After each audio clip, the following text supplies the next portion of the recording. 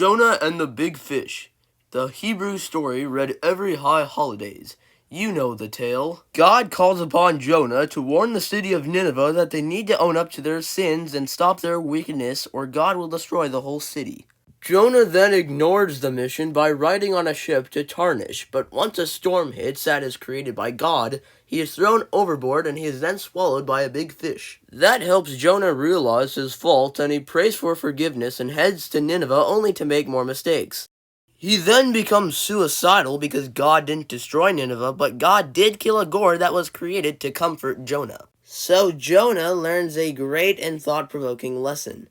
But have you ever wondered what the big fish who swallowed Jonah thought about all this? Well, tonight on Torah Talk, we discover the fish's backstory and what he's been up to since.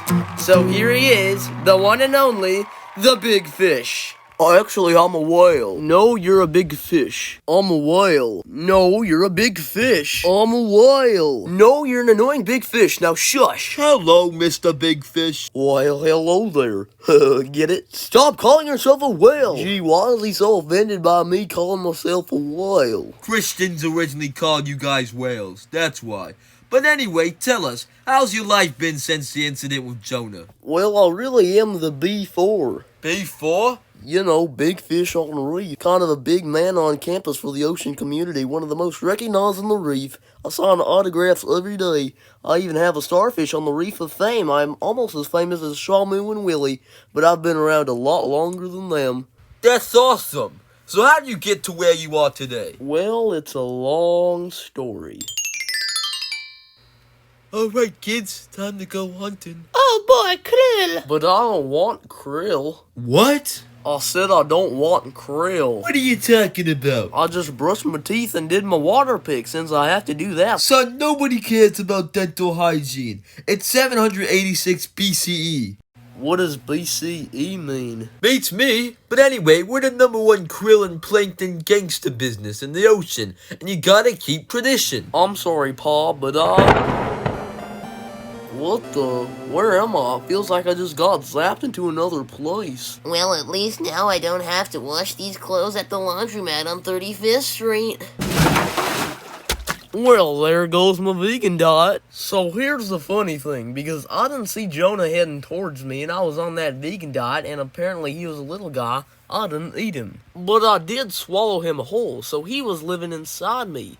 He was like a little mini-me, except he wasn't blue, didn't have a tail, and didn't weigh over 8,000 pounds, but other than that, he was practically my mini-me. So Jonah was in there for about 3 days and 3 nights, and he prayed a lot to God. And we even talked about what good movies were out at the time. Movies? I thought this was 786 BCE.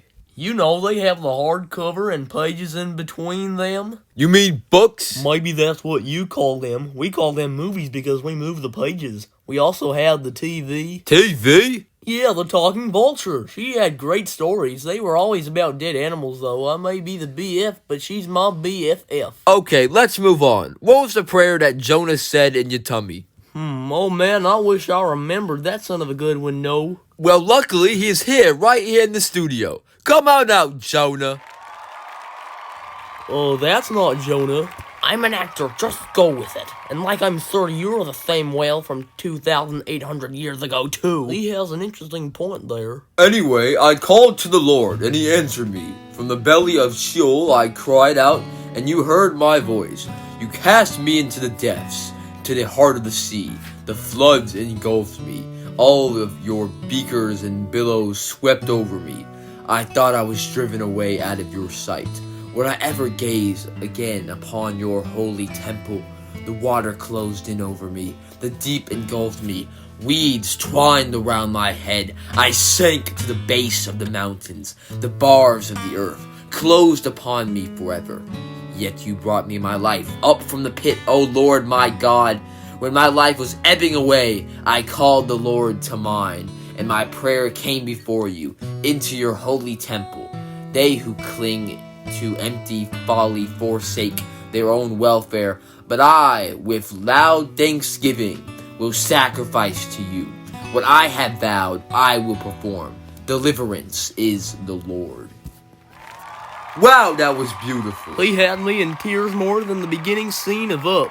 Are you sure that wasn't indigestion? Well, we have one more surprise today, and that is the gourd who gave Jonah comfort. The gourd died and was eaten. No, I'm not. I'm right here. That's not the gourd. You're not helping. So, how did you get to where you are now, gourd? God created me to comfort Jonah and provide him some shade. You know, it was really hot out there with no water. It was a hard life. But then, just when I was getting a hang of that whole giving shade thing, God sent a worm to eat me.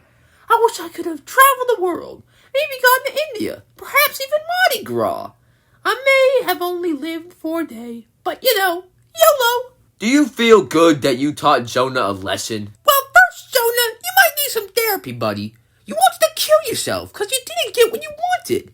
You needed to be appreciative of what you had, my man. And why were you so angry that God didn't destroy the town of Nineveh if you were so sad about my death? And since you cared so much, would it hurt to show some little love? Maybe watering me? Who knows? I might have lived longer. But no, you only felt bad about me once I was gone. So why didn't you feel bad about the more than 100,000 lives that would have perished if God had carried out the plan? You're speechless, aren't you? It's a touchy subject. This is a nice conversation, but you guys are both still imposters. We're getting to the good part. Don't wreck it. Anyway, Jonah, what happened after God confronted you and called you out? Well, I'm not sure if I can explain. For me, it is still too close. We tell this story every year because it provides us a chance to reflect on our own mistakes, to realize the value of human life, and that we shouldn't always just focus on our own, because there are others that are in worse situations. We need to recognize in order to reflect. You know, I still have the marks on the top of my head where your teeth scratched me when you spit me out. But you know, maybe you all are right. I don't think I ever thanked you, Whale, for saving me. No, you never did, but I'm finally glad you're doing it now, even if you're only an actor. But aren't we judged on our actions on Yom Kippur? And you, too, Gord. Sorry I freaked out and didn't do anything to keep you alive when I could have. Forget about it. We had a good run while it lasted. Well, that was Torah Talk. I hope you enjoyed our show with the gourd, the whale, and Jonah.